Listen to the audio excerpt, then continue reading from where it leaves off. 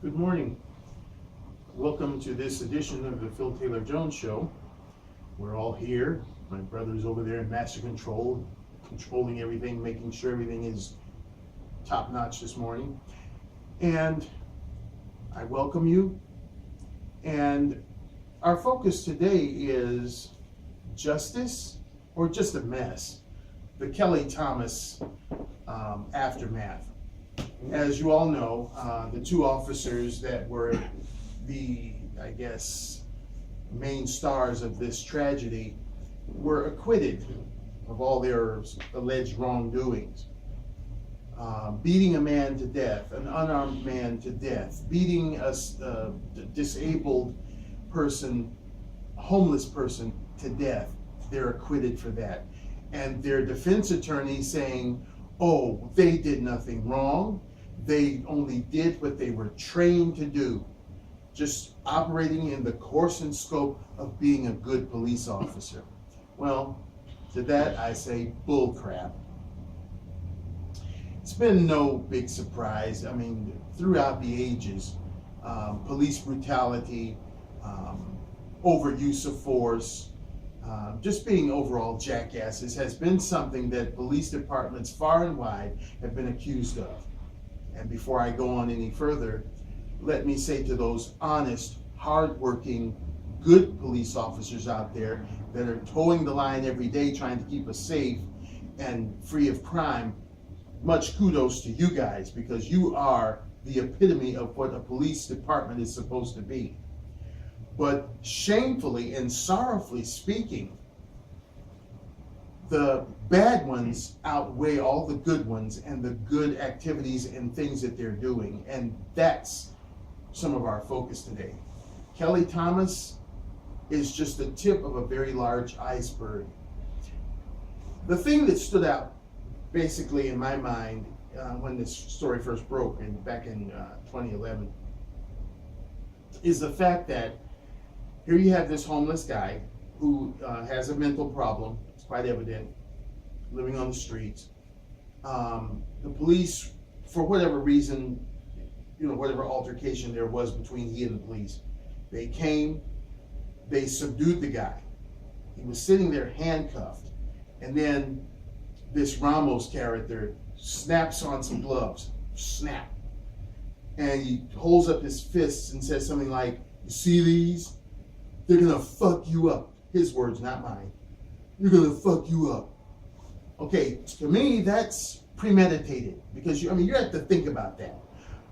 Usually, sometimes when you hear, shady cop stories and them killing the supposed perp, they do it as a knee-jerk reaction. He's coming at me with a pipe or a knife or what I perceive to be a gun, and they pull out their revolver and bang, bang, bang, they blow the guy away. Okay, that's a knee-jerk reaction. That's on the spur of the moment.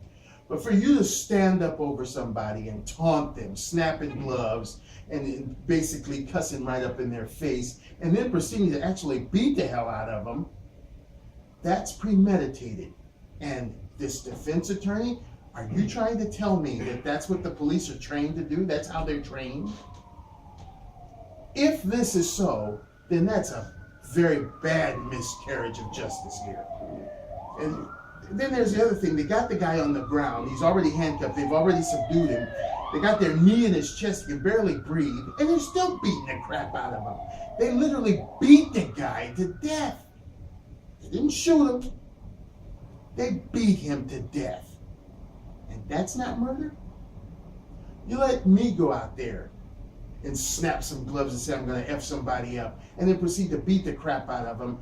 I'm going to go to jail fast, and a cat can say meow, and I'm going to probably go away for life because I committed murder. But just because it's got a little tin badge and their little blue or black uniform on, and police somewhere on their arms, their shoulder pads or what have you, they can get away with it. Age-old story. Terrible. Justice or just a mess? Just a mess.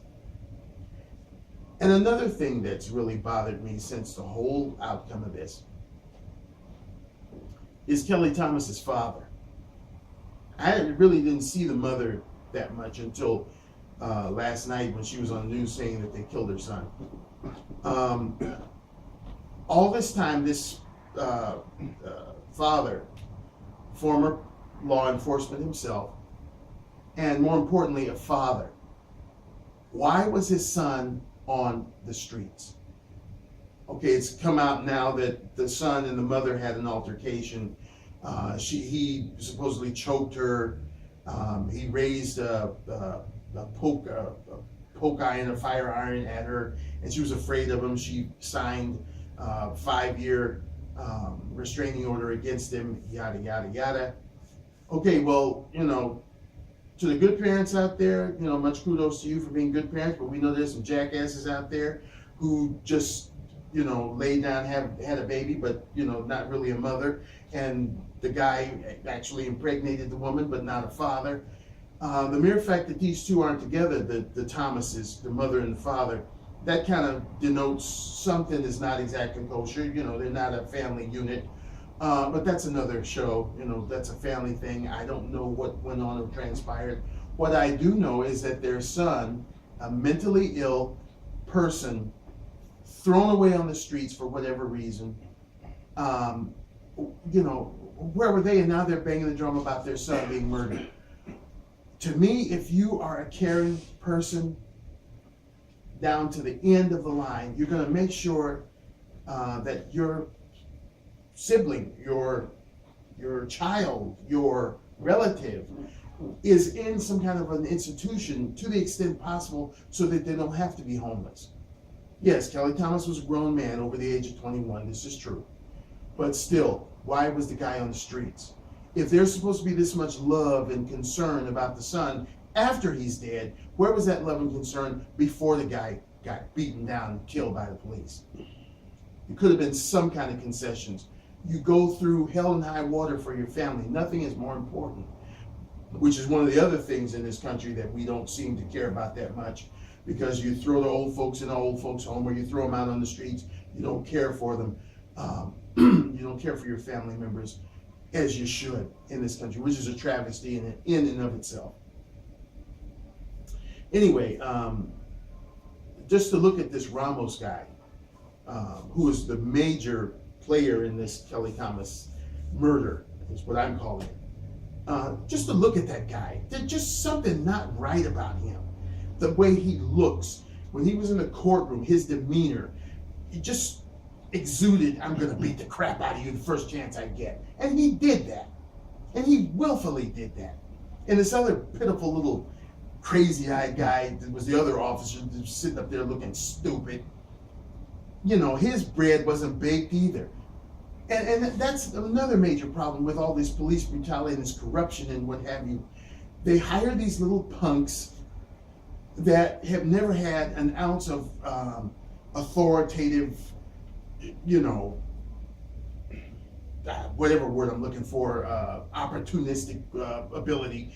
They tack a little badge on them. They give them about 2 or 3 weeks of training, I guess, and they stick them out there in their little Crown Victorias or their Dodge Chargers now. And the least little thing, they're ready to spring. Either they're blowing you away or they're beating the hell out of you. They're killing you. It's ridiculous that the people that we depend on to protect and serve are the ones that are killing and maiming.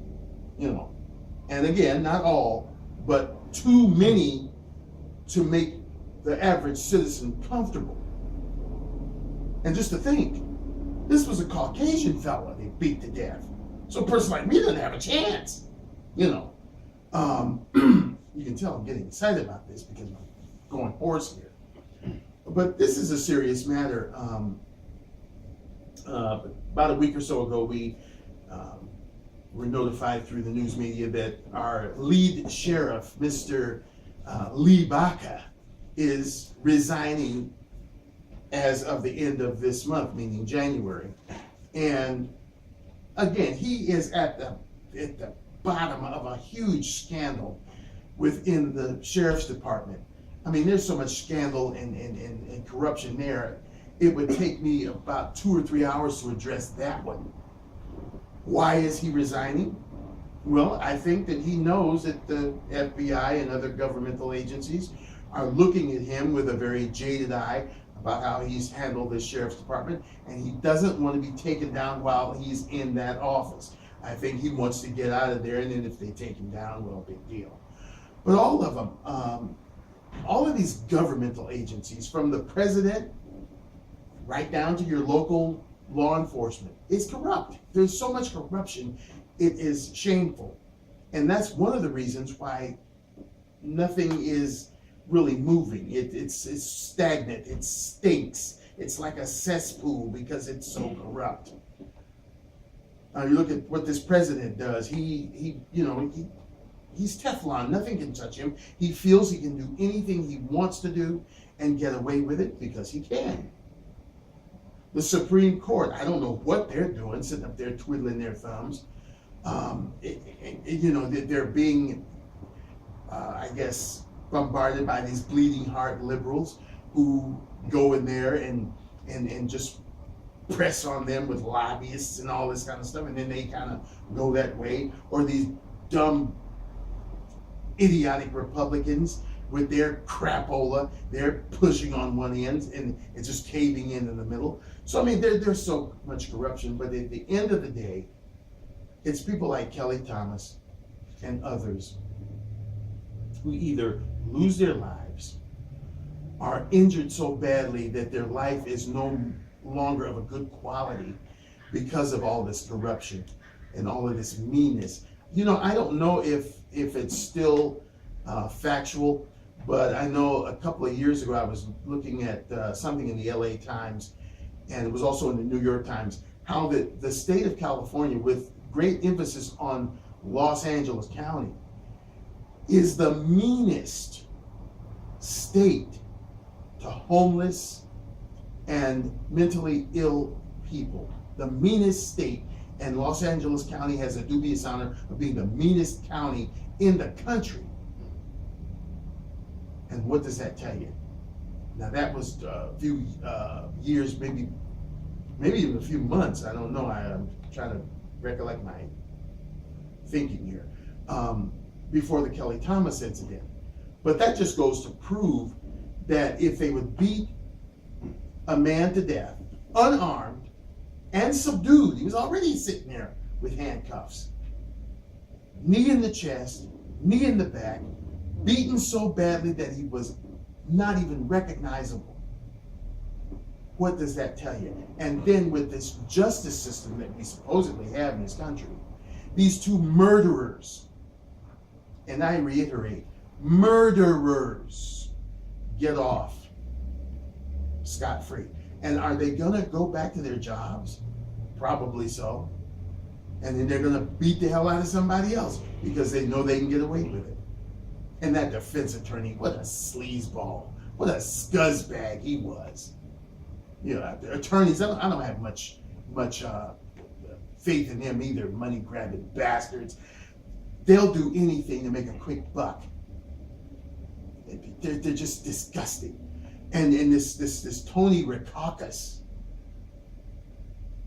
the DA, not even going to pursue it any further. What is that? If he felt that Kelly Thomas went down unjustly, that's what he's elected for, to try his best to make sure the perpetrators, the criminals, are brought to justice. But yet, he washes his hands of it. So who's out there banging the drum for Kelly Thomas? A few of his supporters, I think it's Kelly's Army, and his mom and dad are now saying, well, they just killed my son. And I'm looking at them with jaded eyes too, because why was your son in the streets? If you cared about him so much in death, why didn't you care about him in life? Or care about him to the greatest magnitude? That doesn't sit well with me. It's just a travesty, a stain on this country. And we have many stains on this country. From, again, the White House and government in Washington spying on people all across the globe. They're spying on people, even people that are supposed to be friends, they're spying on them. And for what? Under the guise of protecting us from terrorism? What a bunch of bull crap. You protect us from terrorism by closing the borders and not letting any and everybody in here. anybody and everybody who could not be a friend of the United States and walk around and blow us to kingdom come. That's how you protect the country, not by spying on who's getting on Facebook or who posted some tweets on Twitter, right down to corruption in our local and then state government, like Jerry Brown, setting aside $68 billion or $1 million or whatever to give these illegal foreigners driver's licenses. What a crock. So, I mean, you know, you look at all of this stuff, the Kelly Thomas thing and all of what these people are doing, and you wonder if it's safe to get out of your bed and go out in the streets anymore, because there's so much crap going on in this country and the world, because the world has now followed our leader. And if you look at that, Greece, Germany, Italy, Russia, all of these places, Sweden, they're all having the same problems we're having because they're following our leader, letting all these foreigners in their country, depleting their financial resources, and just, you know, I was looking at the news the other day. These Africans have now infiltrated Israel and just did a sit down. We're not moving. We're not doing anything. So we get our rights. What rights? You're in somebody else's country. Get the hell out of there. You've got the right to get your butt back to where it was you came from. I mean, the audacity of these people and the audacity of these governments who allow them to do that. That's what I'm talking about. You know, these foreigners are in the United States. I'm going to speak of the United States right now. They're here. Okay. I don't fault them as much as I do the dumbasses in Washington that allow that to happen. You're supposed to look out for our people first. There again, it's corruption. A homeless person out on the streets, that's not bad enough. Then he's kind of, you know, pixelated a little bit, you know, middle thing, that's strike two. And then if he shouted at the police or if he did whatever he did, you got to take into consideration the man is insane. He's got a mental problem. And that's how you answer the call, by beating the guy to death? They knew about it too. Huh? They knew he was disabled. Of course they did. Mm-hmm. Kelly Thomas was a stalwart in that community. There were countless things, even on Facebook, my brother read about it, where people have gone by with their children to give him food, to give him blankets. He's a sweet man. And they labeled him as being a very sweet man, a kind man, a gracious man, a thankful man. But I mean, being out on the streets and that's no fun, I would imagine. Thank God I'm not out on the streets, or my brother's out on the streets. But you can imagine what it must be like to feel lonely like that, where you don't know where your next meal is coming from. You don't know where you're going to sleep. You're going to sleep on a stone pillow. That would make the sanest of person break down. And if you got somebody that's already got a problem, yeah, maybe the guy had a bad day and maybe the police came by and they said something to him and he might have said, well, screw you or what have you. But you mean as a police officer, as a sane custodian of the community, that you don't have enough brains, you don't have enough compassion to say, we can understand your plight, but you gotta move, you know, you can't stay here or what have you. And then if it gets a little, you know, testy, tase them or, you know, do what you have to do to subdue the person and get them under control and put them in the squad car and take them over to the precinct. That's what a police officer does. That's what a good police officer does. That's what a kind-hearted, human police officer does. He doesn't turn around and cuff the guy, snap some gloves, tell the guy they're going to F him up, and then kill him by beating him to death. I mean, come on.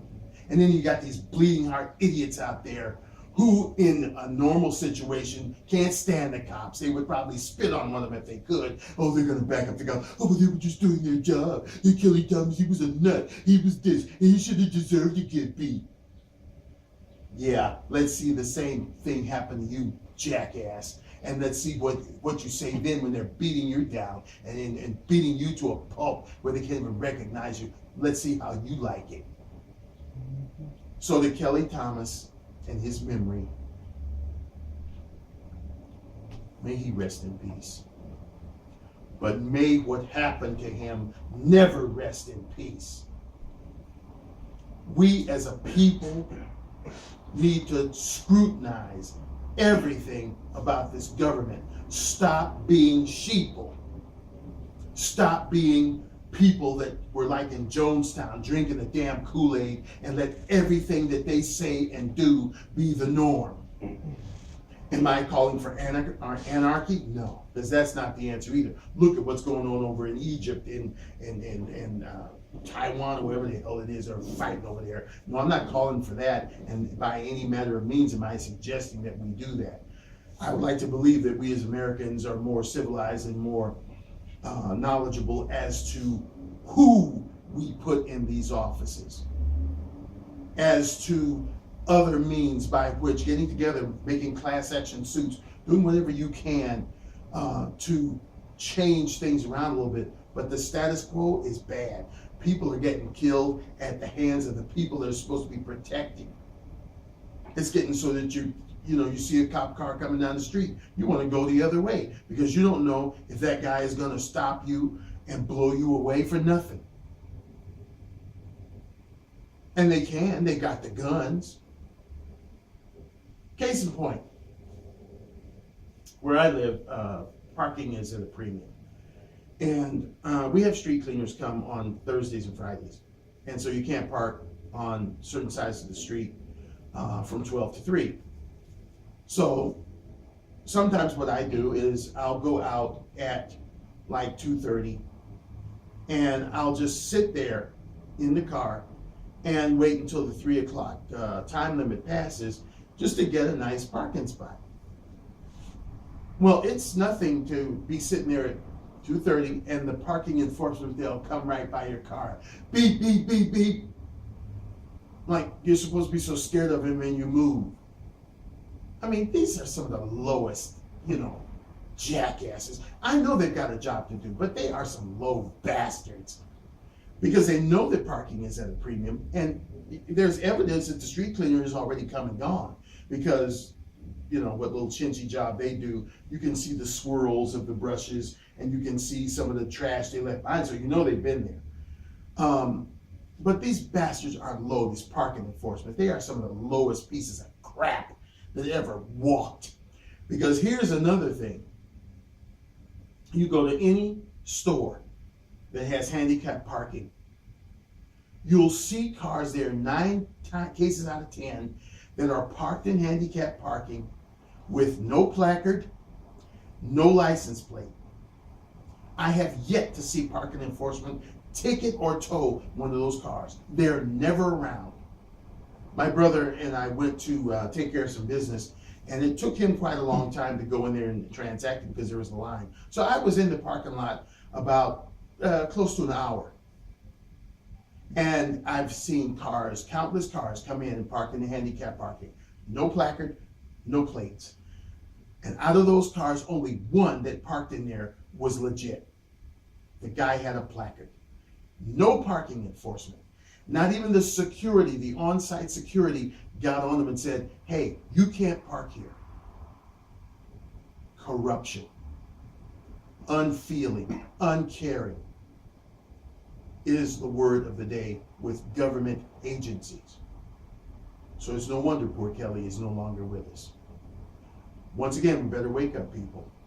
You better wake up and smell the coffee because this government is not your friend.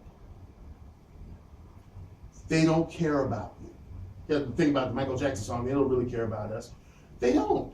They're in there to feather their own nests, get as much money as they can, and run like hell. That they earn and that they steal. That's what politicians are all about. That's what governmental agencies are all about. So this is just a little wake-up call. They can do whatever they want to you and get a slap on the wrist. And in these two bastards' cases, Ramos and this other jackass, they didn't even get a slap on the wrist. They got a attaboy, go out and do it again.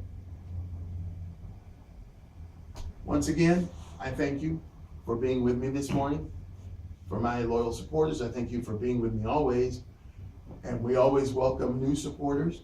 And I'm on Facebook if you'd like to look me up on there and become a friend. As always, I invite you to do so. If you have some suggestions about a show that you'd like to see me do, just drop me a line or let me know through Facebook, and we'll try to get that on the air for you. Try to stay safe and take care, and we'll see you again next time. Bye-bye now.